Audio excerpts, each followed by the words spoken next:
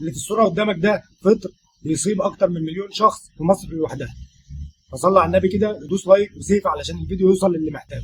التانية الملونه هي فطر بيحب الاماكن الدافيه والمرطبه زي الرقبه والصدر والظهر والكتاف، وبيظهر على شكل بقع لونها ابيض او بني او حتى وردي، وطبعا بتزيد مع الشمس والتعرق وممكن تسبب حك. والعلاج بالظبط بيكون كده: شامبو النزرال بتغسل بيه الاماكن المصابه وتسيبه 5 دقائق قبل ما تشطفه، وده بتستخدمه يوم ويوم لا، وده لمده اسبوعين. بنستخدم كريم مضاد للفطريات اسمه لاميفين مرتين يوميا لمده 3 اسابيع. واحيانا بندي اقراص مضاده للفطريات زي الديفلوكان لو الحاله متكرره، لكن لازم تحت اشراف طبي، وده بيتاخد حبه كل اسبوع. نصيحه مهمه: لازم تجفف جسمك كويس بعد الشاور، ولبسك لازم يكون قطني وواسع. دايما ما تخليش الهدوم عليك كتير. والف سلامه على الجميع.